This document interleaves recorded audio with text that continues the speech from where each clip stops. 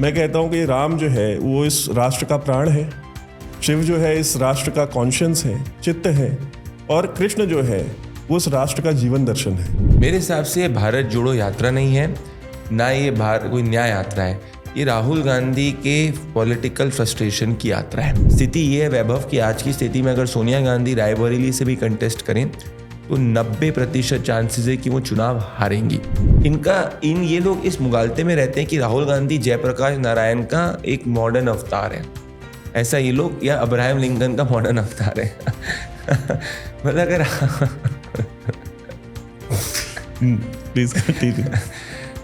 ये इनकी सोच है, पर ये नहीं समझते कि वो ऐसी स्थिति नहीं है। 54 टाइम्स राहुल गांधी रीलॉन्च हो चुके हैं। कितनी बार? 54। हाँ, अलग अलग सूत्रों द्वारा। और 54 में से एक बार भी उनका रीलॉन्चिंग सक्सेसफुल नहीं हुआ है। कहते हैं कि मैंने बोला था एक प्रोग्राम में, मैंने कहा कि राहुल गांधी एक लौता प्रोजेक्ट है जिसको इसरो भी लॉन्च नहीं कर सकती successfully. Sharad Pawar has been decimated in politics of Maharashtra. Can you imagine by Modi, Amit Shah? किसी ने आउट मनूवर कर दिया शरद पवार को। इस बार Communist Party of India Kerala के अंदर बहुत मजबूत प्रदर्शन करने की कोशिश कर रही है। तो जितना यहाँ पे बीजेपी लॉस और गेन नहीं, यहाँ कांग्रेस लॉस अगर होगा तो बहुत कांग्रेस के लिए दिक्कत होगी। तो इलेक्शंस करीब आते आते ये लोग ना फ्रेंडली अलायंस एक दूसरे के बीच में कर लेते हैं। ये संघ और बीजेपी से इतने ज्यादा घबराते हैं कि ये लोग एक दूसरे का वोट ट्रांसफर कर देते हैं। अभी नरेंद्र मोदी जी के प्रति एंटी सेंटिमेंट बिल्कुल नहीं, कि नरेंद्र मोदी ने द्रविडियन पॉलिटिक्स के कोर को चैलेंज किया है, which is very very big and very important. So BJP बढ़ेगी तमिलनाडु में। जय हिंद दोस्तों, आप देख रहे हैं DO न्यूज़। अगर वीडियो पसंद आए तो वीडियो को लाइक कीजिए, चैनल को सब्सक्राइब कीजिए और बेल आइकन दबाना बिल्कुल मत भूलिएगा। और अगर हमें सपोर्ट करना चाहते हैं तो details pin comment description box और स्क्रीन पे फ्लैश करेंगी। आप हमें सपोर्ट जरूर करें, आपके सपोर्ट की हमको आवश्यकता है। धन्यवाद। जय हिंद दोस्तों, आप देख रहे हैं DO न्यूज़। आज मेरे साथ बहुत ही स्पेशल गेस्ट है प्रदीप भंडारी। आप सभी जानते हैं, सेफोलॉजिस्ट है और बहुत सारे चुनाव जो है इन्होंने बहुत करेक्टली जो है प्रेडिक्ट किए हैं। कई बार तो ये होता है कि कई इलेक्शन कमीशन की वेबसाइट वगैरह तो नहीं हैक करते ये। Thank you so much Pradeep भाई फॉर कमिंग। और ये प्रोग्राम हमने एक बार और रिकॉर्ड किया था। ये प्रोग्राम जब हम अयोध्या से वापस आ रहे थे, तो काशी आने के बाद बनारस से हमने नाव के ऊपर एक प्रोग्राम रिकॉर्ड किया था, लेकिन वो टेक्निकल इश्यूज़ की वजह से वो हम रिलीज़ नहीं कर पाए, जिसमें हमने अपना राम मंदिर का अनुभव भी साझा किया था और प्लस चुनाव की भी बातें की थी, 2024 के चुनाव की कि क्या होने वाला है, स्टेट वाइज की कैसे कैसे कहाँ किन सीटों पे क्या परिणाम आ सकते हैं। तो वेरी वेलकम प्रदीप भाई, हाउ आर यू?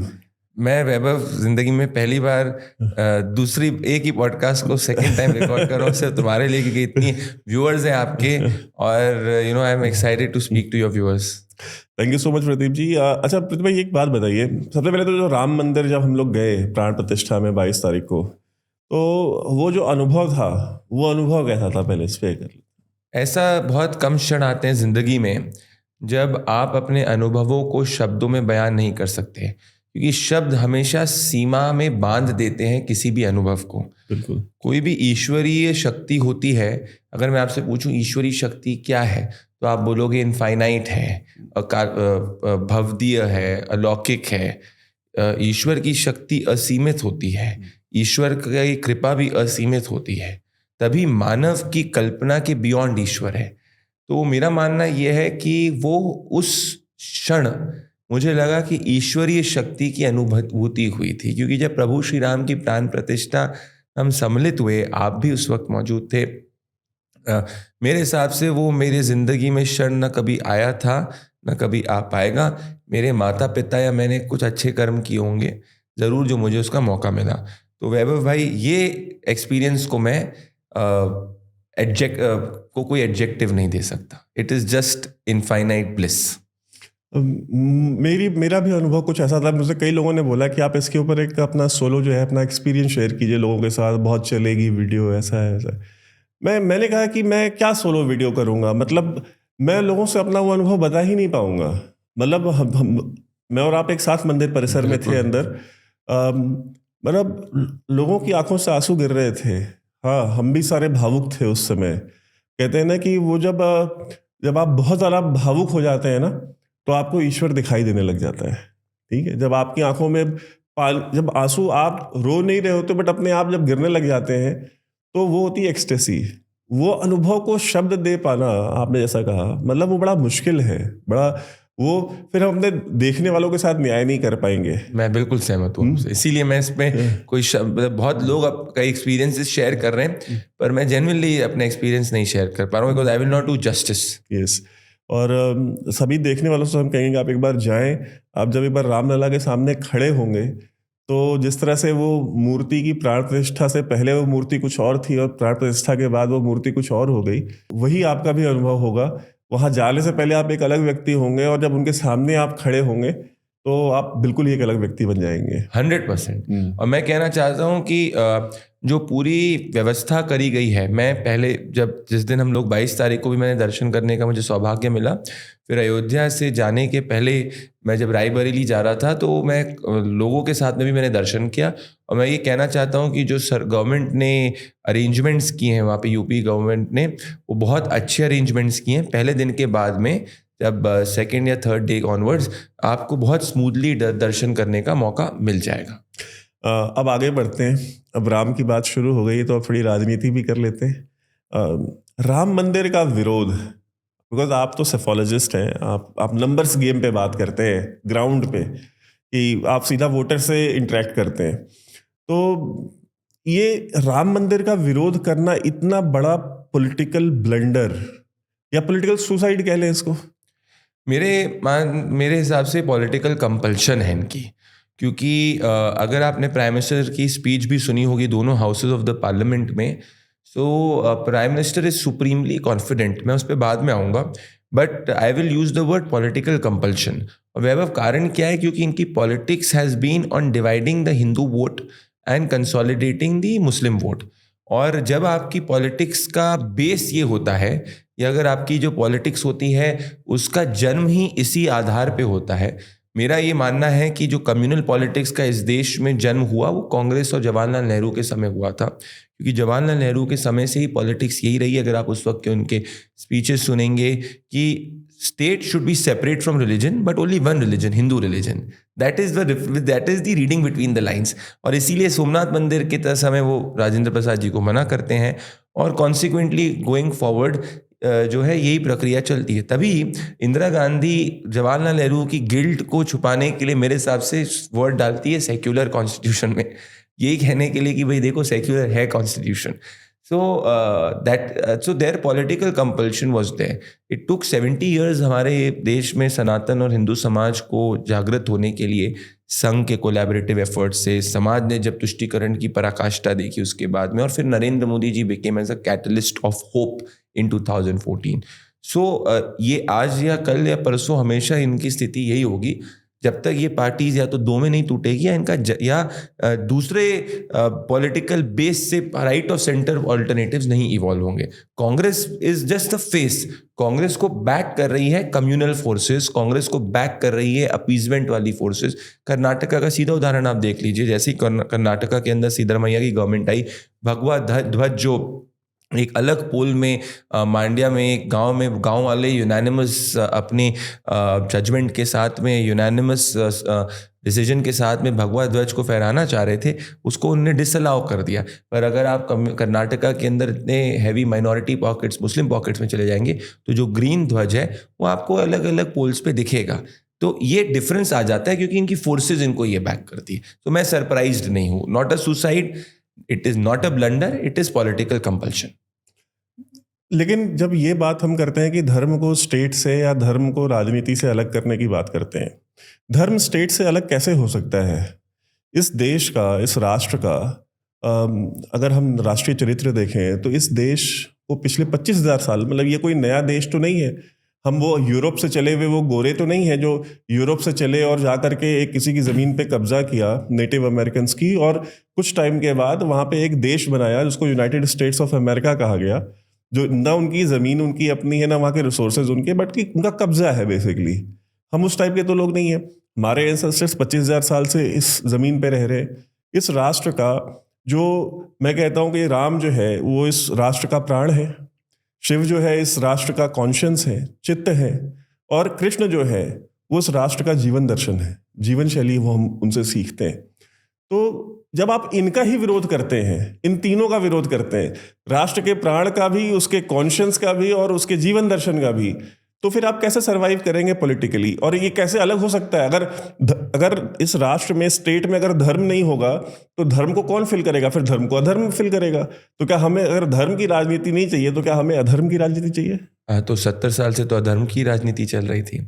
और आपके एक सवाल में ही मेरे हिसाब से जवाब छुपा हुआ है। आपने बोला है क्या हम गोरे नहीं हैं?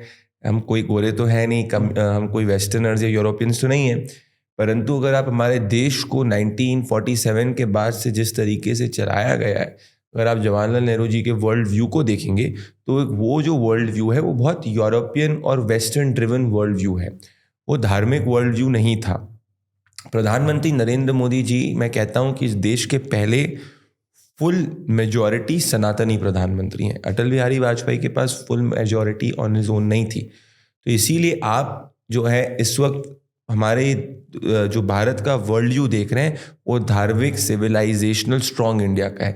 जवाहरलाल नेहरू जी का वर्ल्ड व्यू का एक बैगेज था, वो बहुत यूरोपियन, वेस्टर्न, उस लिविंग का बैगेज था। इसी कारण जो है हम लोग, एक मेरे हिसाब से मानना है, हम भारत में वो सनातनी एनर्जी कभी भी इवॉल्व या आगे बढ़ नहीं पाई, और तभी हम हमेशा स्ट्रगल करते रह गए। आपने बहुत अच्छी बात बोली कि राम, प्रभु श्री राम इस देश के प्राण हैं, पर आपने कहा, साथ में आपने ये भी कहा कि तो फिर तो अधर्म ही जो है, अगर धर्म की राजनीति नहीं होगी तो अधर्म ही जो है उसकी राजनीति होगी।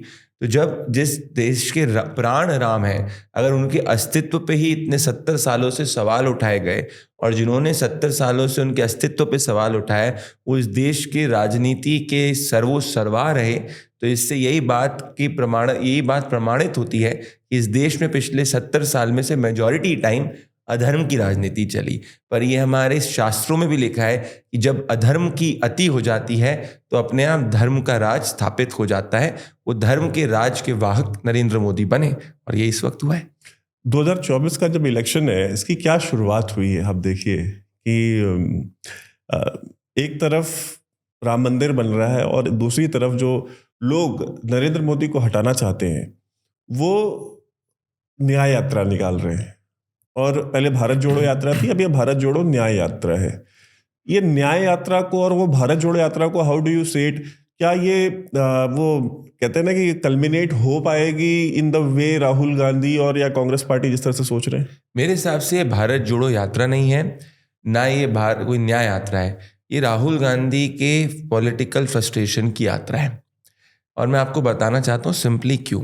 18 जुलाई 2023 को ये इंडी अलायंस बना था, जिसकी अगर आप फोटो देखेंगे और अपने दर्शकों को भी दिखाएंगे, राहुल गांधी के बाजू में जो नेता खड़े थे, आज की स्थिति क्या है? इनने कहा था कि नरेंद्र मोदी जी अलग थलग हो जाएंगे और राहुल गांधी के साथ में सब नेता जुड़ेंगे। डेरेक ओब्रायन ने कहा था it's a fantastic PR campaign. आज फरवरी 2024 की यथास्थिति क्या है? फरवरी 2024 की यथास्थिति वैभव ये है कि जो अलायंस के सूत्रधारक थे नीतीश कुमार, उनको पता है कि हवा मोदी के पक्ष में, वो आ गए पलटी मार के NDA में। ममता बनर्जी जो राहुल गांधी सोच रहे थे उनके साथ अलायंस करेंगे, उनने बोल दिया है कि राहुल गांधी की इस बार 40 सीटें भी नहीं आने वाली हैं। मल्लिकार्जुन खड़गे जो उनकी पार्टी के प्रेसिडेंट हैं, वो पार्लियामेंट के अंदर कहते हैं कि इस बार आप लोग बीजेपी को कि 400 पार का आप लोग कोशिश कर रहे हैं। इसके साथ में अगर मैं नीचे जाऊं तो CPM इस बार वायनाड के अंदर कैंडिडेट डालने की कोशिश कर रही है। राहुल गांधी उत्तर प्रदेश की तरफ पहुंचने की कोशिश कर रहे हैं। जयंत चौधरी बीजेपी की तरफ जाने के लिए फीलर्स दे रहे हैं। महाराष्ट्र में जब तक राहुल गांधी की यात्रा पहुंची, ऑलरेडी NCP अजीत पवार के पास आ चुकी है। तो रिजल्ट क्या निकला है? भारत जोड़ो यात्रा, न्याय यात्रा, राहुल गांधी की पॉलिटिकल फ्रस्ट्रेशन यात्रा में बीजेपी छोड़िए, ना ममता बनर्जी को विश्वास है, ना इंडी अलायंस के किसी भी नेता को विश्वास है। तो ये यात्रा छोड़, culmination and all is secondary. स्थिति ये है वैभव कि आज की स्थिति में अगर सोनिया गांधी रायबरेली से भी कंटेस्ट करें तो 90% चांसेस है कि वो चुनाव हारेंगी। और कोई पॉलिटिकल फुलिश एक्ट ही होगा कि अगर जब चुनाव का वक्त है, आप एक ऐसी यात्रा निकाल रहे हैं जो आपके पूरे चुनाव के रिसोर्सेज को दूसरी तरफ डाइवर्ट कर रही है। एक अक्लमंद राजनेता ये करता है कि वो ज़्यादा से ज़्यादा जनता तक पहुंच जाए, तभी वो एक हेलीकॉप्टर से 10 जगह सभाएं करेगा, जिससे 10 अलग अलग क्षेत्रों में कवर कर सके, उस समय अपना एक बस में वेस्ट नहीं करता जब इलेक्शंस राउंड द कॉर्नर होते हैं, not in the past.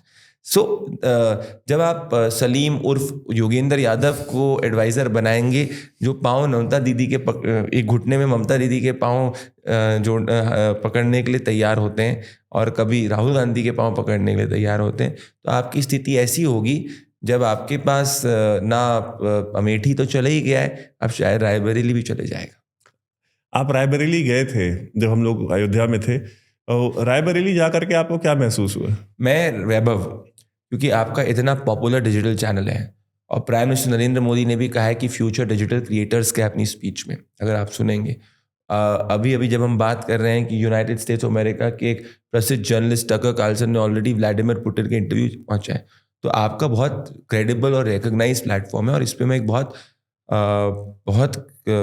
I would say एक सोच समझ के जो बात कह रहा हूँ, इसको आप जरूर रिकॉर्ड करिएगा। मैं इस देश की जनता को ओपन चैलेंज देना चाहता हूँ वैभव, और खुला निमंत्रण देना चाहता हूँ कि वो 2 शहर जरूर जाएं। एक आपके शहर बनारस, जो अब देश हमारा भी शहर है पर आप वहाँ के रहने वाले हैं, और एक रायबरेली। मैं किसी को भी कहता हूँ, अगर आप 3 घंटा दोनों शहर में बिता लें, अगर आपको रायबरेली के अंदर डेवलपमेंट डेफिसिट नहीं दिखता है, टूटी सड़कें नहीं दिखती है, वहाँ के लोगों में खुशहाली के बजाय दुख नहीं दिखता है, तो मेरा नाम प्रदीप भंडारी से बदल दीजिएगा। और अगर एक भी डेवलपमेंटल पैरामीटर में अगर रायबरेली बनारस से बेहतर होता है तो आप मुझे बताइएगा। आज कोई भी व्यक्ति फ्लाइट लेता है, मुझे बताइए, आप एक पोल करा लो, देश के किसी भी कोने में पोल करा दो, माइनॉरिटी पॉकेट को छोड़ के कुछ, कि वो कहाँ जाना चाहेगा बंदा, क्या वो रायबरेली जाना चाहेगा या वो बनारस जाना चाहेगा? हर बच्चा बोलेगा मैं बनारस जाना चाहूँगा। रायबरेली के अंदर भी आप पोल करा दो, युवा महिलाएं कह रही हैं कि हम लोग तो इंतज़ार कर रहे हैं कि नरेंद्र मोदी रायबरेली के अंदर आए, जिससे जैसा काशी में विकास हुआ है वैसा विकास रायबरेली के अंदर हो सके। 17 बार वो सीट गांधी परिवार के पास थी, सोनिया गांधी वो सीट से कभी नहीं हारी। अगर उसके बावजूद वो परिवार जो इस सत्ता के टॉप पे रहा, उस सीट उसके पास रही, अगर वो वहाँ पे विकास, बेसिक विकास नहीं पहुँचा सका, तो वो परिवार क्या देश को आगे लेके जाएगा? ये मैंने ग्राउंड पे एक्सपीरियंस किया है और ये मैं ओपनली चैलेंज करना चाहता हूँ। कोई भी युवा हो, आपको कुछ इतना, कोई नंबर्स को छोड़ दो, फैक्ट्स को छोड़ दो, ये सब चीज़ छोड़ दो, सीधी बात है। अरे भाई, वैभव ने अगर कुछ किया है और प्रदीप ने कुछ किया है, जहाँ उन्होंने किया उसको कंपेयर कर लो। एग्जाम्पल दे रहा हूँ मैं आपको, किसी तीसरे ने कर दी। राहुल गांधी और नरेंद्र मोदी जी और सोनिया गांधी जी के, आप दोनों के गृह क्षेत्र में चले जाइए और आप जमीन आसमान का फर्क ना देखेंगे, तो प्रदीप भंडारी को बोल दीजिएगा, प्रदीप भंडारी सेफोलॉजी का पी नहीं बोलेगा। That's the hard fact. मैं खुद शॉक था, क्योंकि मैं बनारस तो 8 बार जा चुका हूँ, but that was my first personal time in Raebareli.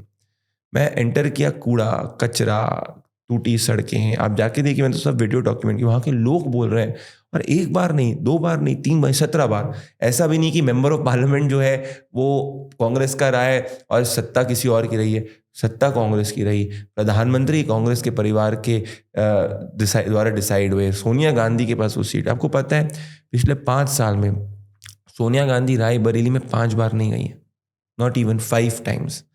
सो जब ये स्थिति है तो मैं कैसे बायस नहीं हो सकता हूँ, कैसे सच को नहीं बोल सकता हूँ? ये सच है, ये मेरे कुक्ड ओपिनियन नहीं है। झूठ वो होगा जो रायबरेली और बनारस को सेम तराजू में तौलेगा, जो नरेंद्र मोदी और सोनिया गांधी को सेम तराजू में तौलेगा। बिल्कुल नहीं तौला जा सकता, पॉसिबल ही नहीं है, क्योंकि एक ने विकास से अभाव में रखा है अपनी कॉन्स्टिट्यूंसी को, सोनिया गांधी ने, और एक ने विकास का चस्का दे दिया अपनी कॉन्स्टिट्यूंसी को, बनारस। वहाँ क्रिकेट स्टेडियम आ रहा है, वहाँ क्या नहीं आ रहा है? मैं खुद गया हूँ, कोई भी जाएगा, मैं कहता हूँ लेफ्टिस्ट को भी भेज दो, किसी को भी भेज दो। और एक और बात कहूँगा, तभी जब आप विकास के अभाव में किसी प्रजा को रखते हैं, तब उसकी caste identity, religious identity, differences overplay होते हैं। जब उसके को आप विकास का चस्का देते हैं, विकास का सरप्लस देते हैं, तो उसका सरनेम क्या होता है वो मैटर नहीं करता। तभी कांग्रेस ने कम्युनल पॉलिटिक्स और कास्ट डोमिनेटेड पॉलिटिक्स इस देश के अंदर राज किया। मोदी डेवलपमेंटल पॉलिटिक्स कर रहे हैं और साथ में कास्ट रिप्रेजेंटेशन दे रहे हैं। बहुत बड़ा फर्क है इन दोनों में। अभी क्योंकि आपने कास्ट रिप्रेजेंटेशन की बात कर दी, एक नया शगुफा छोड़ा गया कास्ट सेंसस का, और ये बोला गया कि कास्ट सेंसस कराया जाए। बिहार में इन्हीं नीतीश कुमार ने जो है वो करने की कोशिश की, जो कि सुप्रीम कोर्ट ने रोका। मुझे ये बताइए कि कास्ट सेंसस, इनको लग रहा था कि इनका सारा गेम चेंज कर देगा। कास्ट सेंसस के थ्रू हम जिसकी जितनी आबादी उसका उतना प्रतिनिधित्व, तो आई मीन ये अपने आप में कितनी मतलब बेवकूफ़ी भरी बात है। इसको तो हम छोड़ देते हैं, हम इसमें नहीं जाते। बट पॉलिटिकली ये चीज़ क्यों मटेरियलाइज नहीं हो पा रही है? इसके ऊपर इतना हाथ पांव मारा जा रहा है, ये मटेरियलाइज क्यों नहीं हो पा रहा? एक और इन्होंने पॉलिटिकल बेवकूफ़ी नहीं, हद बेवकूफ़ी करी थी। अगर आपने सुना होगा राहुल गांधी जी का बयान कि हम जो है रिजर्वेशन के 50% स्लैब को उखाड़ फेंकेंगे। मतलब वो बोलते ऐसे हैं जैसे कि मतलब जागीरदारी है। हाँ, मतलब राजशाही कल्चर है, हम ये उखाड़ फेंक देंगे, हम ये कर देंगे, वो कर देंगे। It's foolish. मतलब it's genuinely no leader with some amount of gravitas will say that. तो ये इनने आपने कहा, देखो कांग्रेस पार्टी की सुप्रिया श्रीनेत क्या कहती हैं, राहुल गांधी को कहती हैं कोट अनकोट जन नायक। ये लोग इस मुगालते में रहते हैं कि राहुल गांधी जयप्रकाश नारायण का एक मॉडर्न अवतार है, ऐसा ये लोग, या अब्राहम लिंकन का मॉडर्न अवतार है। मतलब अगर प्लीज कंटिन्यू। ये इनकी सोच है, पर ये नहीं समझते कि वो ऐसी स्थिति नहीं है। 54 टाइम्स राहुल गांधी रिलॉन्च हो चुके हैं। कितनी बार? 54। हाँ, अलग अलग सूत्रों द्वारा।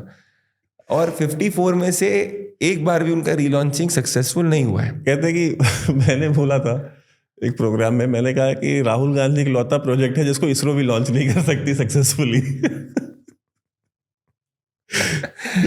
यस। तो पर सच्चाई वो नहीं है। तो इसीलिए कुछ भी ये वादा कर दें, ये कल को वैभव तुमको और मुझे कह देंगे कि हम तुमको ना फ्री में चांद में पहुंचा देंगे और चांद से वापस से आधे घंटे में लेके आ जाएंगे। इनको लगता है कि लोग बेवकूफ़ मानेंगे नहीं, जब लोग मान लेंगे इनको बात। ये नहीं समझ पा रहे कि आज इंफॉर्मेशन डिसेंट्रलाइजेशन के दौर में आप जनता को बेवकूफ़ नहीं बना सकते। जनता को सब दिख रहा है। तो अब नीतीश कुमार एक मंजेबे खिलाड़ी है। वो मंडे को एक अलायंस के साथ रहते हैं, ट्यूसडे को दूसरे अलायंस के साथ रहते हैं, फिर वेंसडे को तीसरे अलायंस के साथ रहते हैं, थर्सडे को चौथे अलायंस के साथ रहते हैं, फ्राइडे को फिर और कहीं चले जाते हैं। और वो इतने कंफर्टेबली जाते हैं कि मतलब मेरे हिसाब से कि कोई अगर उनका कभी मैं इंटरव्यू करना चाहूँगा तो ज़रूर उनसे पूछूंगा। अभी आपने देखा 2 दिन पहले उन्होंने क्या बोला? 2 दिन पहले उन्होंने बोला कि हम अब भाजपा में आ गए, जहाँ हमेशा थे, अब हम और कहीं नहीं जाएंगे। देखो, बीजेपी को भी पता है कि नीतीश कुमार बिहार का पास्ट है, फ्यूचर नहीं है। नीतीश को भी पता है कि वो बिहार का पास्ट है, फ्यूचर नहीं है। तो उनको नीतीश कुमार को लाके 2-3 सीट्स में फर्क नहीं पड़ता है। पर नीतीश को पता है कि कास्ट सेंसस ग्राउंड पे नहीं चल रहा है, क्योंकि मोदी जी ने कास्ट रिप्रेजेंटेशन दिया है और हर जाति में विकास किया है। तो भले वो दलित हो, उसको भी शौचालय, पानी, सुविधाएं मिली हैं, तो उसका भी जीवन स्तर बढ़ा है।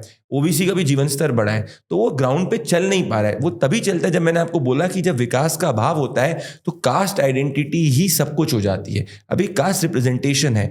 नरेंद्र मोदी जी ने कास्ट रिप्रेजेंटेशन किसी को डिनाई नहीं किया है। कास्ट डोमिनेटेड पॉलिटिक्स से शिफ्ट होकर डेवलपमेंट डोमिनेटेड पॉलिटिक्स पे गए। तो नीतीश को भी समझ में आ गया बिहार में नहीं चल रहा है। इसीलिए नीतीश को पता है 4 महीने बाद तो लालू का बेटा, लालू जो है अपने बेटे को प्रधानमंत्री चीफ मिनिस्टर बनाने के लिए कहता।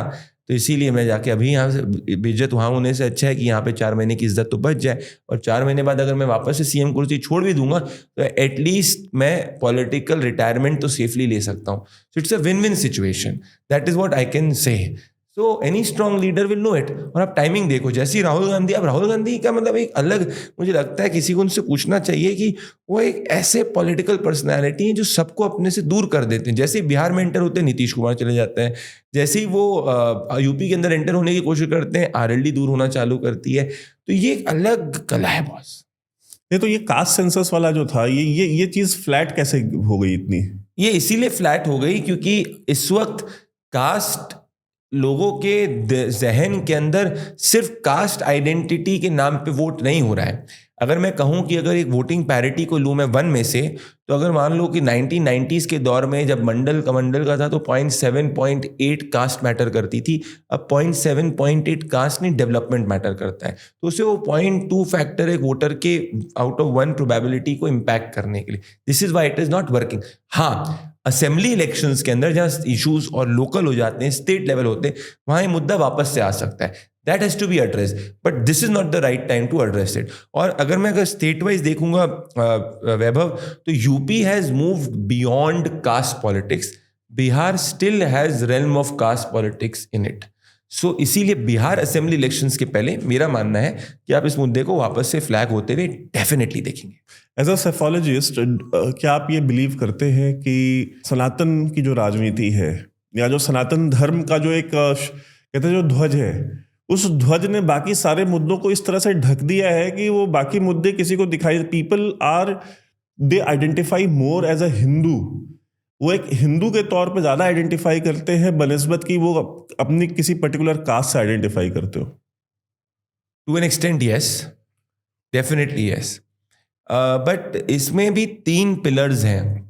पहला ये है कि वोट जो होता है वो 3 पिलर्स पे अभी हो रहा है नेशनल लेवल पे. देखो, वोट लीडर के लिए होता है, लीडर के अगेंस्ट होता है. वोट पार्टी सिर्फ एक बेस वोट प्रोवाइड करती. तभी भाजपा का वोट 2009 में 7 करोड़ 80 लाख था, अब वो 2019 में बढ़ के 22 करोड़ हो गया. तो ये 15 करोड़ एडिशनल वोट नरेंद्र मोदी जी का है. कांग्रेस का वोट 10 से 11 करोड़ के बीच में ही रहा है, क्योंकि राहुल गांधी एक एक्स्ट्रा वोट नहीं ला पाए. मोदी ने 15 करोड़ एक्स्ट्रा वोट ला के दिए बीजेपी को, राहुल गांधी ने एक एक्स्ट्रा वोट नहीं ला के दिया, इनफैक्ट कमी किया है. सो ऐसी स्थिति में वोट 3 पे हो रहा है. एक जब कंपैरिजन देखा जाता है कि जो लोग जो हिंदू धर्म का अपमान करा करते थे और जो इस वक्त हिंदू धर्म की इज्जत कर रहे हैं, उसका अपमान नहीं कर रहे हैं, उनके बीच का डिफरेंस है. नरेंद्र मोदी वर्सेस कांग्रेस जनता के मन में. राहुल गांधी सेट की लड़के जो है वो मंदिरों में लड़की छेड़ने जाते हैं. दैट इज, तो अभी लेटेस्ट उन्होंने बोला कि जब वो टीका लगाने के किसी मंदिर में जा रहे थे, उन्होंने बोला है छोटा टीका लगा देना. आप समझ रहे हैं. तो उसके बाद उनका एक पुराना वीडियो वायरल हुआ है जो मैं पहले देख रहा था, जिसमें कहा था कि जब उनसे पूछा था किसी एनडीटीवी के रिपोर्टर ने कि Rahul why are you doing the puja, तो उन्होंने I don't know, I really don't know, they just told me to be here and I am here. This puja is for what, Rahul? I have no idea. They wanted me to come, so I came. तो उस वक्त क्या होता था ना, main stream, अब तो मेरे हिसाब से यही रियल मेन स्ट्रीम है, पर उस वक्त जो मीडिया थी वो ही एक इंटरमीडियरी थी. तो वीडियो का दौर नहीं था, वो एक मेन स्ट्रीम लाइव का दौर था. तो मान लो गांधी परिवार किसी मीडिया हाउस को फ़ोन कर दे तो मीडिया हाउस उसको उस तरीके से नहीं चलाए. अभी क्या है, कोई भी जैसे भी चलाए, आपको किसी को रोक तो है नहीं ना. तो अब बहुत डेमोक्रेटाइज डिसेंट्रलाइज दौर है. तो तब का पूरा झूठ है जो अब सामने जनता के सामने आ रहा है. उसके साथ में एक तो हिंदू होने पे गर्व, ये सबसे बड़ी बात है. साथ में भारत का मान सम्मान ग्लोबली बहुत बड़ा है, ऐसा लोग मानते हैं. और तीसरा, गरीबों के सुख दुख में सरकार उनके साथ में खड़ी हुई है. ये 3 पिलर्स ऐड करते हैं. अब हम स्टेट वाइज आ जाते हैं कि 24 में मेरे पास आपके लिए पूरा, मैं ये लेके भी आया हूँ आपके दर्शकों के लिए स्टेट वाइज पोल. अभी मैं नहीं करूंगा क्योंकि मैं सच्चा पोल करता हूँ. और इस वक्त मेरा मानना ये है कि अभी लोग अभी से पोल करने लगे, जब एनडीए बनी नहीं. आप मुझे बताओ, अभी आपको महाराष्ट्र के अंदर यही नहीं पता है कि कितनी सीट्स पे बीजेपी लड़ेगी, कितनी सीट्स पे शिवसेना एकनाथ शिंदे की सेना लड़ेगी, कितनी सीट्स पे अजीत पवार लड़ेंगे, तब भी लोग कर रहे हैं. वो तो अभी मैं सीट वाइज आपको नहीं बताऊंगा, पर मैं आपको हर स्टेट का बता सकता हूँ कि क्या स्थिति है. तो हम साउथ से शुरू करते हैं. कहीं से भी शुरू करो वैभव. तो केरला, मैं योगेंद्र यादव नहीं हूँ कि झूठ बोलूंगा. नहीं, वो तो सलीम भाई तो मतलब वो तो सब कुछ है. मैं उनसे वो क्रांतिकारी भी है, वो किसान का एक्सपर्ट भी है, वो सेफोलॉजिस्ट भी है, वो पत्रकार भी है, वो प्रोफेसर भी है, वो नेता भी है, पॉलिटिशियन भी है. कल वो सामाजिक कार्यकर्ता बैठ के किसी में बैठे. हाँ, सामाजिक, पर लोग इतना बैठा भी देते हैं, मैं समझ नहीं पाता हूँ. हाँ, मतलब वो तो कहते हैं ना कि आज दुगल साहब वाली सीन है, वो मुझसे शादी करोगी, आज दुगल साहब अंधे हैं, आज दुगल साहब बहरे हैं, आज दुगल साहब तो आज दुगल साहब पत्रकार है. सच थिक स्किन पीपल दे यार. मतलब एक जब शक्ल मिरर में अपने आप को देख पाते होंगे, आई डोंट नो हाउ, मतलब ये कैसे देख पाते होंगे इनको यार. ये मुझे लगता है ना कि ये मतलब वो हो जाते, बेशरम हो जाते हैं यार. नहीं पड़ता हमको फर्क, मतलब तुमने गाली दी मैंने ली नहीं, मतलब ये एटीट्यूड होता है. ठीक है, तो ठीक है, दुगल साहब को छोड़ते हैं. Moving forward, let us start from south. Kerala में इंडिया अलायंस मजबूत है. हाँ पर इसमें अगेन कैच ये देखिए, कैच ये कांग्रेस की पिछली बार जो सीटें आई थी 52, उसमें से 15 सीटें आई थी केरला से और 8 सीट आई थी पंजाब से। इस बार Communist Party of India Kerala के अंदर बहुत मजबूत प्रदर्शन करने की कोशिश कर रही है। तो जितना यहाँ पे बीजेपी लॉस और गेन नहीं, यहाँ कांग्रेस लॉस अगर होगा तो बहुत कांग्रेस के लिए दिक्कत होगी। तो कांग्रेस का मतलब पिछले कांग्रेस 15 से नीचे जा सकती है, 15 से मतलब 15 से नीचे जाएगी, जा सकती है बिल्कुल। और कम्युनिस्ट पार्टी गेन करेगी, कर सकती जो है, भी हाँ। कांग्रेस का लॉस होगा that will be a gain. Correct. लेकिन हम देखते हैं संघ ने केरल में बहुत काम किया है। ये मैं इसलिए नहीं कहना चाहता इस पे, मेरे पास अभी इस पे बहुत ज्यादा प्राइमरी डेटा नहीं है। बी क्या होता है, इलेक्शंस करीब आते आते ये लोग ना फ्रेंडली अलायंस एक दूसरे के बीच में कर लेते हैं। ये संघ और बीजेपी से इतने ज्यादा घबराते हैं कि ये लोग एक दूसरे का वोट ट्रांसफर कर देते हैं। तो वो कुछ 1-2 सीट्स पे संघ ने बहुत ज्यादा, इनफैक्ट संघ is very strong in Kerala, but वो जो स्ट्रैटेजिक वोट ट्रांसफर ये दोनों आपस में करते हैं ना, यूडीएफ एलडीएफ, उसको अगर प्रिवेंट किया जाएगा तो कुछ चेंजेस केरला के अंदर डेफिनेटली हो सकते हैं। अच्छा, तमिलनाडु, पिछली बार बीजेपी का 3% वोट शेयर था, इस बार 10% से क्रॉस करेगी बीजेपी। केरला में, तमिलनाडु में will see a rise of BJP under Narendra Modi and in the state under Annamalai. Seats का मैं अभी नहीं बोलूंगा, पर डेफिनेटली आप लिख के रखो, तमिलनाडु में बीजेपी को 2019 से बहुत ज्यादा वोट पड़ेगा। 2019 में एंटी बीजेपी सेंटिमेंट था, अभी नरेंद्र मोदी जी के प्रति एंटी सेंटिमेंट बिल्कुल नहीं, क्योंकि नरेंद्र मोदी ने द्रविडियन पॉलिटिक्स के कोर को चैलेंज किया है, which is very very big and very important. So BJP बढ़ेगी तमिलनाडु में, तो 3% से 10% तक जाएगा, मिनिमम 10। ओके। अन्नामलाई को अगर हम देखें एज अ लीडर, तो he is on the right track, definitely on the right track. मैं भी वहाँ पे तमिलनाडु में, जो मैं बहुत ज़्यादा ट्रैवल करता हूँ वहाँ, तो वहाँ पे मैं लोकल लोगों से कुछ बात कर रहा था तिरुवन्नामलाई में, तो वहाँ पे a lot of locals they were very fond of him. और वो लोकल वो लोग हैं जो कि रिटायर्ड हैं या नौकरी पेशा लोग हैं, आम इंसान, मिडिल क्लास लोग हैं वो। See, Annamalai is an honest man. Annamalai is a upright man, and Annamalai is a politically sharp man. And Annamalai, at the end of the day, is taking the message of Prime Minister Narendra Modi forward. So when all these 4 factors combine, I think he has to be given some time, because he's starting a party with a base vote of only 3%. और उस scenario में राजनीति takes a 10 year time, but definitely 2024 के अंदर Annamalai will deliver good for prime minister Narendra Modi in Tamil Nadu. और क्या ये 10% vote share कुछ सीटों में ट्रांसलेट होगा? 10 से ज्यादा होगा वैभव, मतलब 10 is a worst case scenario बता रहा हूँ मैं, 10 से ज्यादा होगा मिनिमम, मतलब ये ऊपर बहुत भी जा सकता है। तो ये सीटें ट्रांसलेट हो सकती है, नो डाउट। अब वो सीटें ट्रांसलेशन के लिए आखिरी में ये सब कैंडिडेट मैटर करेंगे, और सीटें ट्रांसलेट हो सकती है। तेलंगाना, बीजेपी 2019 से बहुत बेहतर प्रदर्शन करेगी तेलंगाना के अंदर। 2019 में, यहाँ पे मैं आपको ये भी बता सकता हूँ, 2019 में 4 सीटें आई थी बीजेपी की तेलंगाना में, इस बार मिनिमम 4 से ज्यादा सीटें आएंगी, 6+ सीटें आएंगी बीजेपी की, 6 से ज्यादा आएंगी 100%। और वोट शेयर बीजेपी का 2019 के अंदर जो है 19% तक का वोट शेयर था, इस बार बीजेपी उस वोट शेयर को भी तेलंगाना में क्रॉस करेगी। लगभग कितना जा सकता है वोट शेयर? नहीं, it will cross 20+ easily cross करेगी। देखो मैं आपको क्या, नहीं 19% तो था ही ना। हाँ, it will cross, it will be, मतलब BJP will be either a number 1 और number 2 party in Telangana, in Lok Sabha. Telangana में it will be number 2 party in Lok Sabha. Okay. The fight in Telangana is not between BRS and BJP that much. It will be Congress and BJP that much. जब मैंने polling करी थी assembly elections में भी, तब भी लोग बोल रहे थे जो कांग्रेस को वोट कर रहे हैं कि हम लोकसभा में तो मोदी को वोट करेंगे। कैंडिडेट्स अच्छे देना बहुत जरूरी है यहाँ पे। तो तेलंगाना, कर्नाटका, देखो यहाँ पे जेडीएस के साथ अलायंस किया है, तो या तो स्थिति 2014 जैसी होगी, या स्थिति 2014 और 19 के बीच की होगी।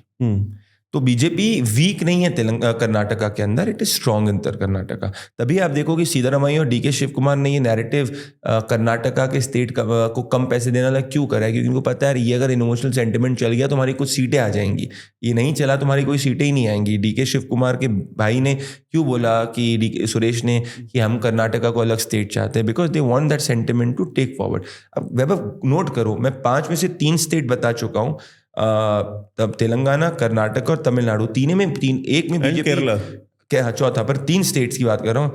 एक में बीजेपी अपने ग्राफ को लगभग मेंटेन कर रही है, विच इज कर्नाटका, 14 या 19 का, 2 में उसका अपस्विंग है। तो ये जो साउथ वर्सेस नॉर्थ डिवाइड की बात करें, it is completely bogus narrative, तभी नहीं चल पा रहा है ये आंसर करता है आपका क्वेश्चन, ये साउथ वर्सेस नॉर्थ क्यों नहीं चल रहा है, क्योंकि 5 में से 3 स्टेट्स तो ऐसे हैं जहां पे बीजेपी या तो अपस्विंग पे है या अपने ग्राफ को मेंटेन कर रही है।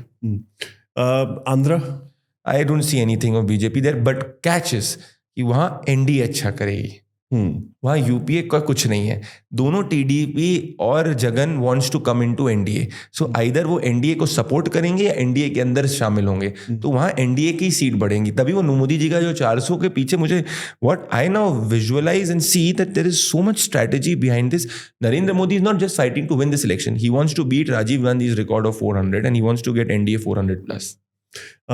So Andhra Pradesh will see NDA. Orissa में डू यू थिंक कि जो बीजेपी ने इतना काम जो मतलब कोशिश की है करने की, वो मतलब पटनायक को will they able to create some dent, because बहुत सारे उनके लीडर्स को लेके पार्टी में भी असेंबली में तो आई डाउट, पर लोकसभा में मुझे लगता है बीजेपी इस बार बीजेडी से अच्छा परफॉर्मेंस करेगी। बीजेडी से अच्छा परफॉर्मेंस करेगी। पिछली बार बीजेपी की 8 सीटें आई थी और बीजेडी की 12 आई थी, 12-11। इस बार 8 से ऊपर का ग्राफ जाएगा बिल्कुल, मतलब पिछले रिकॉर्ड से बेटर परफॉर्म करेंगे उड़ीसा में। हाँ, असेंबली में पटनायक विल कम बैक। अच्छा, लेकिन बीजेडी मतलब बीजू पटनायक के बाद कुछ लीडरशिप है उनके पास, या वो नवीन पटनायक के पास अभी वो पांडियन को बिल्ड करने की कोशिश कर रहे हैं, पर जब नवीन पटनायक, पोस्ट नवीन पटनायक, बीजेपी के लिए पूरा स्टेट एक वैक्यूम है जो it can become a next BJP state. BJD Orissa BJP invest a lot, post Naveen Patnaik it can become the next BJP state. Okay, Orissa में ये सेंटिमेंट है भी आम लोगों में भी। मैं वहाँ गया था तो व्हाट आई कुड सेंस कि मतलब कांग्रेस तो नहीं एग्जिस्ट करती है, बट बीजेपी को लेके लोग, जो यंग जनरेशन आ रही है ना, it is very hopeful with BJP. और वो जो एक सोशलिज्म वाला जो दौर था बीजेडी का, वो मतलब वो सूरज अब ढल रहा है वहाँ पे 100%। मैं तभी कह रहा हूँ बीजेपी एक एवर एक्सपैंडिंग पार्टी है, कहीं से डिप्लीट नहीं हो रही और बाकी सब जगह बढ़ती जा रही है। तो हम एक बीजेपी डोमिनेटेड पॉलिटिक्स में रह रहे हैं। जैसे नेहरू के समय हम लोग कांग्रेस डोमिनेटेड पॉलिटिक्स में रह रहे थे, अब हम लोग बीजेपी डोमिनेटेड पॉलिटिक्स में रहने वाले, आने वाले 25 से 30 साल minimum to come for. So BJP Orissa is a state for BJP to take even in assembly after Naveen Patnaik, but right now in Lok Sabha. ईश्वर राहुल जी को लंबी उम्र दे। इसके बाद आगे बढ़ते हैं। What do you see in Bengal in the Lok Sabha? Yeah, now see, I'll tell you, Bengal is a very, and this people need to understand. Bengal के अंदर भारतीय जनता पार्टी को अपने कैंडिडेट्स को चेंज करना पड़ेगा और काफी ज्यादा कैंडिडेट्स को वेब ऑफ चेंज करना पड़ेगा। बंगाल में 2 फैक्टर्स हैं। नरेंद्र मोदी जी का स्ट्रॉन्ग सेंटिमेंट है लोकसभा में, वहां पे टीएमसी के करप्शन के खिलाफ बहुत सॉलिड मोमेंटम है, but it is not just that. आपके वहां पे मेंबर ऑफ पार्लियामेंट बीजेपी के कई लोगों ने ग्राउंड पे निकले ही नहीं है। तो अगर आपको वहां पे मेंबर ऑफ पार्लियामेंट्स को बदलना पड़ेगा, झारग्राम इन सब एरियाज के अंदर बदलना पड़ेगा, अगर आप वो बदलते हो तो आप 15+ पे खेल रहे हो। 15+ 20+ भी हो सकता है, वो 15+ 18 भी हो सकता है, वो 22 भी हो सकता है, 15+ पे खेलो। पर अगर आप कैंडिडेट्स को नहीं बदलते हो, रिपीट करते हो, तो फिर आपका ग्राफ नीचे जाएगा। तो मेरा मानना यह है कि बंगाल की जो वर्डिक्ट है वो इस बात पे निर्धारित होगी कि कैंडिडेट्स बीजेपी कितने बदलती है, कैसे बदलती है। कि कुछ वो पॉकेट्स हैं वहाँ पे, जैसे साउथ 24 परगनाज एंड ऑल के, वहाँ पे तो मुसलमान वोट 40, 35, 30% है। तो मैं वही कहता हूँ, डेमोग्राफी इज डेस्टिनी। तो वहाँ आप कुछ भी नहीं कर सकते, उसे ममता का ही वोट है। तो बट चुनाव पूरा बाइपोलर होने वाला है। कांग्रेस का कुछ वहाँ पे चलने नहीं वाला। 1-2 सीट पे चल गया तो चल गया बस। अधीर रंजन चौधरी या इनकी जो कांग्रेस की जो बंगाल की जो लीडरशिप है, वो डू यू सी कि अब वो प्रणब मुखर्जी की डॉटर भी she came out in, I think she will wants to come to BJP and BJP is the future of Mamata Banerjee has more threat from left and Congress then BJP, because Mamata का vote कौन सा था? जो पहले लेफ्ट का vote था, वो मुस्लिम vote, और वो सारा वोट ममता की तरफ आ गया। बीजेपी का तो दूसरा अल्टरनेट वोट क्रिएट हुआ है। तो अगर बीजेपी सत्ता में भी आ जाती बंगाल में, it will not make Mamata Banerjee party non existent, but अगर लेफ्ट बढ़ती है so that has a larger existential threat to Mamta's politics. That is why if you see Mamta is vehement कि मैं लेफ्ट के साथ में अलायंस नहीं करने वाली हूँ। बिहार में आरजेडी, डू यू थिंक कि RJD will get? NDA super strong. वहाँ किशनगंज और 1 और 2 सीट्स को हटा दूं मैं, तो इसके अलावा आरजेडी की दिक्कत बहुत है। और अब नीतीश कुमार के आने के बाद बीजेपी 2019 के करीब रह सकती है, नॉट 2014 में। 14 में उनकी 31 सीटें आई थी, 19 में 39 आई थी। अब वो 39 रिपीट करती है, 38 आती है, 37 आती है, 36 आती है या 35 आती है, पर करीब उसी के आसपास रहने वाली है। So BJP NDA is very strong in Bihar. बाबा के यहाँ यूपी में स्वीप स्वीप 70+ स्वीप। वो 70+ 79 भी हो सकता है, 78 भी हो सकता है, 77 भी हो सकता है, 75 भी हो सकता सोनिया जी रायबरेली से जीतेंगी है। हारेंगी पक्का? मैं कहता हूँ, चैलेंज करता हूँ सोनिया, अगर बीजेपी वहाँ पे घटिया कैंडिडेट ना दे, कोई ठीक ठाक कैंडिडेट दे दे जो वहाँ पे ग्राउंड पे ट्रैवल कर सके, घूम सके। मोदी जी की अगर एक सभा हो जाए तो बीजेपी रायबरेली का चुनाव जीत सकती है। 90% चांस आप लिख के रखना। या तो सोनिया गांधी लड़ेगी नहीं या कांग्रेस किसी और को लड़ा देगी, देख लेना।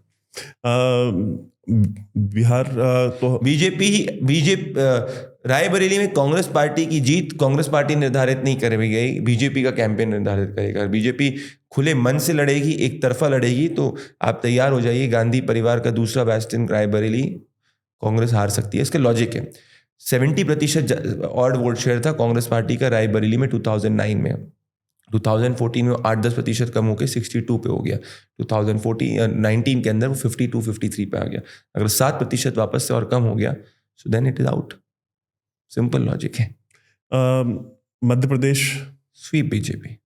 मैं सुन रहा हूँ शायद से कि अभी कमलनाथ से मीटिंग हुई है, कैलाश विजयवर्गीय, नरोत्तम मिश्रा, इन सब ये नरेंद्र सिंह तोमर और इन सब की। अब ऐसा ना हो हम जब तक ये पॉडकास्ट रिलीज करें कुछ वहां पे भी खबर आ जाए कि कमलनाथ कांग्रेस छोड़ के, मतलब मध्य प्रदेश कांग्रेस का मुख्यमंत्री भाजपा में शामिल हो गया और ये उखाड़ फेंकने की बातें करते हैं। वही तो कह रहा हूँ मैं, कहूँ तो कहूँ क्या। राजस्थान ये स्वीप बीजेपी स्वीप करी। मैं सिर्फ लोकसभा की बात कर रहा हूँ। हाँ, लोकसभा ही हम कर रहे हैं। Sweep BJP. Haryana sweep BJP. Punjab, हाँ, देयर कांग्रेस का डेंट अच्छा होगा इस बार, और उस डेंट को आम आदमी पार्टी कर सकती है। So again the story is not कि बीजेपी वहाँ 0, 1, 2, 3 सीट पे, वहाँ पे क्या अकाली के साथ अलायंस करेगी कि नहीं करेगी वो देखना होगा। बट वहाँ ये दो सिचुएशन क्रिएट कर लेते हैं।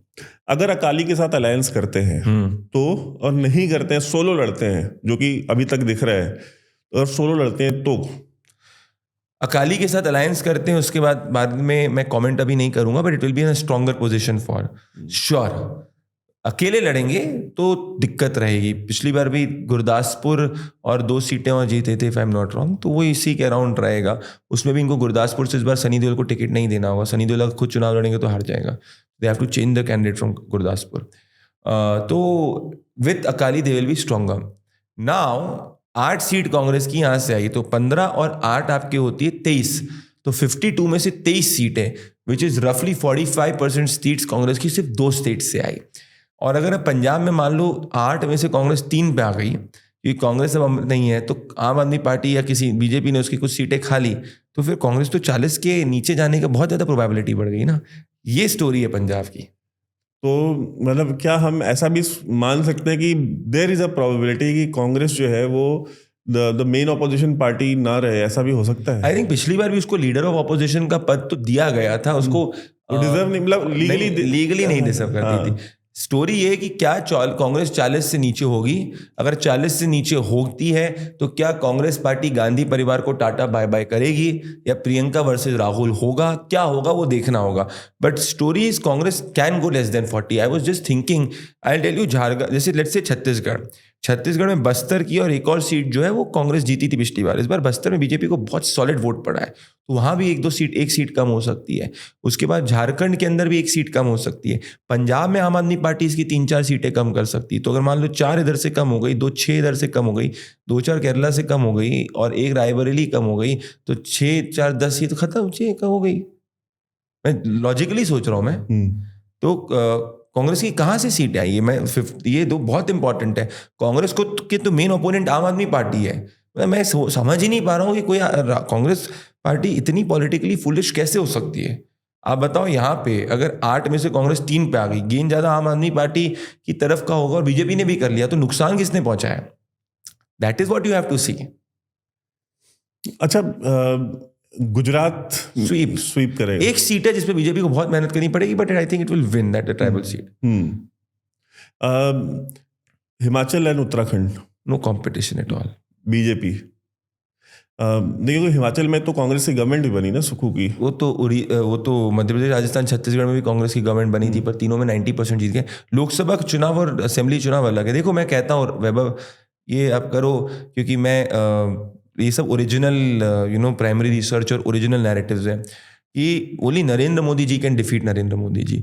Narendra Modi is a leader who comes either sweeps and has not been defeated till now, and I think he will not be defeated even in 2024. He will sweep further. 2024 में जितना मेरा अनुमान कहता है, 24 में 19 से ज़्यादा वोट बीजेपी को पड़ेंगे, ये मैं कॉन्फिडेंट। लेकिन कुछ आर्गुमेंट्स ये चल रहे हैं कि यार ये जो 400 पार का जो ये बोल रहे हैं, वो बात दूसरी है। वो एक मैं आपको बताऊं क्या है, it's a psychological war. I tell you why. क्या होता है कि अब सबको समझ में आ गया है कि बीजेपी ही जीत रही है। ये अगर आप ग्राउंड पे भी ट्रायल करेंगे, आएगा तो प्रधानमंत्री Modi. No, it's about how strongly can you decimate your opposition. तो जब अगर सेंटिमेंट यार 400 आ रही, तो जो वोटर थोड़ा मार्जिन में भी होता है ना, वो बोलते हैं इन्हीं को डाल दो क्योंकि ये एक तरफा जीतने वाले, तो I should not be the odd man out in a wave election. This is the logic. तो इससे अगर 10-20 सीटें बढ़ा भी दें वो, तो where is the wrong? That is why नेताज give huge targets. That's the whole logic of it. So for BJP from 303, if it gets 320, imagine, is it not a rise? Yes. हाँ, तो that is the whole idea ना। वो 400 के चक्कर में पहले ही इन लोगों की, ऑपोजिशन वालों की हालत खराब हो जाएगी। They will automatically, you will lose the battle before even fighting the battle. Yes. That is the whole logic. This is how Australians, if you remember, when Steve was Australia, when the match used to go on, before the match they used to play such mental games ना। हाँ, वो मतलब वो dominate करते थे, abuse करते थे, सब कुछ। So in politics, I think I have not seen a more politically sharper politician than Narendra Modi. Statesman तो he is, but when he does politics, man, he does it like nobody else. Timing देख लो, नीतीश का NDA के अंदर आना, अजीत का इस तरफ shift होना। I have not seen anybody else having such a great political timing. So much to learn. As a political observer also. Maharashtra में हाँ, बोलिए। मतलब महाराष्ट्र में ये थोड़ा कॉम्प्लिकेटेड हो सकता है कि चाहे वो अजीत पवार की एनसीपी हो, चाहे वो शिंदे की शिवसेना हो, वैसे मतलब वहाँ की जो दो सबसे बड़ी रीजनल पार्टीज थी, वो दोनों पार्टियां तोड़ दी इन्होंने। देखो, महाराष्ट्र एक स्टेट है वैभव, जहाँ का बेस राजनीति का चेंज हो गया है। जैसे हरियाणा का भी बेस राजनीति का जाट डोमिनेटेड से शिफ्ट, जाट का एक वीटो से शिफ्ट होके नॉन जाट की तरफ बढ़ गया था, असेंबली में भी और लोकसभा वाइज भी। असेंबली में आगे बात करेंगे, उसमें अलग कॉम्प्लिकेशंस आएंगे। पर महाराष्ट्र का आप देखो, महाराष्ट्र में 15% का वोट शेयर था एनसीपी के पास में जब शरद पवार की थी। अब अजीत पवार के पक्ष में पूरा वर्डिक्ट आ गया, सब अभी बाबा सिद्दीकी और ये सब भी एनसीपी मतलब अजीत पवार के अंदर आने वाले हैं। तो वो वोट में अगर मैं 50-50% भी स्प्लिट ले लेता हूँ, so which means Sharad Pawar is sitting in a single digit vote share. Sharad Pawar मतलब वोट ट्रांसफर, वोट सीट लेने की ability near to negligible. Sharad Pawar has been decimated in politics of Maharashtra. Can you imagine, by Modi, Amit Shah? किसी ने out manoeuvre कर दिया शरद पवार को। जो लोग कहते थे कि मतलब वो अपने जमाने के चाणक्य हैं। हाँ, तो सबका एक जमाना होता है, पर अब शरद वो पास्ट हो गया है। आपके जमाने में कोई शरद पवार चाणक्य नहीं। तभी आप देखो, शरद पवार एक कांस्टेंट क्रिटिक नहीं है इस सरकार का। शरद पवार बीच में जाके मोदी जी की भी तारीफ करते हैं, अडानी के साथ भी करते हैं, उनको पता है वेव तो इन्हीं के पक्ष में। तो आप सोचो, वो हो गई। अब सबसे बड़ा अगर लूजर कोई महाराष्ट्र की पॉलिटिक्स में तो उद्धव है। उद्धव ठाकरे ने का जो वोट था 20% के अराउंड, वो वोट इसीलिए आया था कि उसने बीजेपी के साथ अलायंस किया था। अब वो भी आधे में चला गया और एकनाथ शिंदे के साथ चला गया। अब बीजेपी ने एकनाथ शिंदे को सीएम बनाया, डेप्यूटी सीएम अजीत पवार को बनाया, विच मीन्स कि जब अब लोकसभा इलेक्शंस के लिए जब ये सीट शेयरिंग पे बैठेंगे, तो जहां पहले बीजेपी 25 सीटें पे लड़ती थी, बीजेपी बोलेगी मैं 28 या 30 सीटों पे लड़ूं, विच मीन्स कि जो 23 सीटें बीजेपी जीतती थी, अब वो 25+ जीतेगी। तो महाराष्ट्र में भी उसका ग्राफ बढ़ गया। सो द बिग, मतलब आई थिंक अगर कोई इसको बहुत माइन्यूटली स्टडी करेगा तो ये बहुत ज्यादा बड़ा पॉलिटिकल मास्टर स्ट्रोक है। उद्धव ठाकरे के पास सेंटिमेंट वोट जो है वो काफी तगड़ा है। वो बीएमसी में आगे होगा तो देखेंगे। अभी तो लोकसभा की बात है, अगर मतलब Lok Sabha you are limiting Uddhav Thackeray to BMC. I am not limiting, that's the hard fact. Uddhav Thackeray won the seats in 2019 Lok Sabha not on his name, on Modi's name. और अगर मैं गलत हूं तो आप इस महाराष्ट्र लोकसभा इलेक्शंस के नतीजे देख लेना. Narendra Modi is the face of NDA, Uddhav Thackeray and Sharad Pawar is the face of Maha Vikas Aghadi या इंडिया अलायंस. दूध का दूध पानी का पानी हो जाएगा. मैं क्यों बोल रहा हूं, मैं तो बहुत छोटा आदमी बोलने के लिए, जो जनता बोल रही है वही मैं बोलूंगा. उद्धव ठाकरे का इंपैक्ट बीएमसी लेवल पे है या महाराष्ट्र असेंबली इलेक्शंस पे है तो थोड़ा बहुत है. Not definitely not at Lok Sabha at all. I think he's made his biggest political blunder. मतलब कोई व्यक्ति इतना बड़ा पॉलिटिकल सुसाइड कैसे कर सकता है. तो यही मैं कहता हूँ, जब अहंकार और घमंड और ईगो और एरोगेंस राजनीति के अंदर आ जाती है तो आप ऐसे बेवकूफ वाले डिसीजंस लेते हो. जम्मू कश्मीर में भी 5 सीटें हैं लोकसभा की. वो तो आप ज़्यादा अच्छी तरीके से बताओगे. नहीं आप बताइए. मेरे को कश्मीर की सीट्स का ज़्यादा अभी नॉलेज नहीं है. मैं वहाँ पे अभी मैंने टीम नहीं भेजी है. मुझे लगता है जम्मू में BJP will repeat its whole thing. Kashmir का मुझे नहीं. जम्मू में इट विल 100%.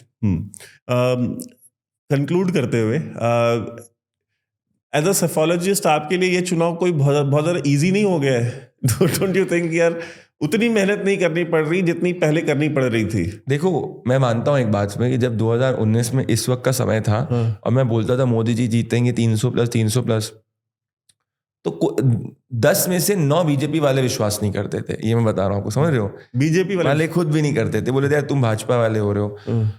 तो मैं एक ऐसे दौर में था जब फरवरी 2019 से लेके अप्रैल मई 2019 के बीच में मैं बोलता था, कोई मानता नहीं था. वो तो अच्छी बात है, अर्नब गोस्वामी ने उस वक्त उस चीज़ को किया और हम लोग ने उस पोल को करा और we did it in a very very big way. और फिर जाके वो 300, फिर क्या है, लोगों ने देख लिया यार यही चीज़ कर रही है. तो मैं देखता था जो मैं अब 300 प्लस जो पहले मुझे गालियाँ बकते थे वो एग्जिट में मेरे ही नंबर को एक्स्ट्रापोलेट करके डाल रहे थे. तो वो उस वक्त का दौर मैं मानता हूँ. और मेरे को दिखता है मैं बोलता हूँ ऑनेस्टली. कभी आदमी गलत हो सकता है, ऑनेस्ट मिस्टेक कर सकता है, पर सच्ची बात मैं करता हूँ. अब मैं एक बड़ी दूसरी बात बोल रहा हूँ कि 2019 से ज़्यादा votes prime minister Narendra Modi को 2024 में पड़ेंगे. 2014 में उनको 31% वोट था, 37% वोट 2019 में था. 2024 में 37 से ज़्यादा वोट पड़ेंगे. और मेरा मानना ये भी कहता है कि seat count also there is a high probability that it will be more than 2019. उस पर अभी मैं इसलिए नहीं कमेंट कर रहा हूँ क्योंकि मेरा डेटा एनालिसिस चाह रहा है. I am right now vote share I am speaking out of data, seat count I am speaking out of political conviction. That's why अगर आप देखो मैं पोल अभी नहीं ला रहा हूँ क्योंकि ये सही समय नहीं पोल का लाने का. मार्च फर्स्ट वीक या end of February is the right time. तो मेरे लिए ये आसान जरूर हो गया है कि ये जीत हार कौन हो रहा है ये चुनाव इस पे नहीं है. कितनी बड़ी मैंडेट मोदी जी की होगी, क्या वो मैंडेट मोदी जी की होगी, वो का इलेक्शन, वो इस इलेक्शंस की रियल स्टोरी मेरे लिए रहेगी.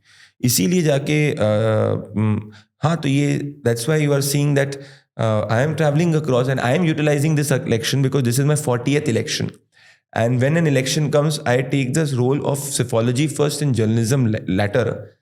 तो मैं जो स्टेट्स जो पिछली बार बहुत ज़्यादा अच्छी तरीके से पर्सनली नहीं ट्रैवल कर पाया था उनको मैं सीखने के लिए जा रहा हूँ. It is difficult to not, मतलब उस वक्त जब देखो ग्राउंड पर वैभव आप भी ट्रैवल करते हो, वो कैमरे का क्रेज़ अलग होता है, बहुत इजी क्रेज़ होता है ना. पर जब आप ग्राउंड पे लोग बिना कैमरे के ऑडियंस के पास जाते हो बहुत सीखने को मिलता है. And it's also very challenging exercise. पर मैं इसको ऐसे देखता हूँ कि यार मैं जैसे तमिलनाडु को इन डेप्थ मतलब बेटर देख रहा हूँ, बंगाल को एक बार और देख रहा हूँ, उड़ीसा को देख रहा हूँ, तेलंगाना को देख रहा हूँ. ऐसा अपॉर्चुनिटी ईश्वर शायद ही किसी को दी होगी 31-32 साल की उम्र में 400 लोकसभा, 1 लाख किलोमीटर और 25 स्टेट्स ट्रैवल करने का. तो मैं बस उसको इस तरीके से देख रहा हूँ. इलेक्शंस मुझे उम्मीद है कि आते आते हम लोग ठीक कर लेंगे. आपके जैसे वेल विशर्स भी साथ में रहेंगे तो हम कर ही लेंगे ज़रूर. Thank you so much Pradeep भाई for coming. And I hope कि हम इस पूरे इलेक्शन के दौरान हम दोबारा भी 100% मिलेंगे और हम टाइम पे कुछ ना कुछ अपडेट्स व्यूअर्स को देते रहेंगे. मैं आपको वादा करना चाहता हूं कि जब भी आप मुझे बुलाएंगे मैं आपके व्यूअर्स के सामने रहूंगा, क्योंकि आपके पॉडकास्ट पे आकर मुझे भी व्यूअर मिलते हैं, वैरालिटी मिलती है, व्यूअरशिप मिलती है, आपको भी वैरालिटी व्यूअरशिप मिलती है. But more importantly after my numbers now come out I will definitely like to sit with you and talk to your audience. Thank you so much. नमस्ते.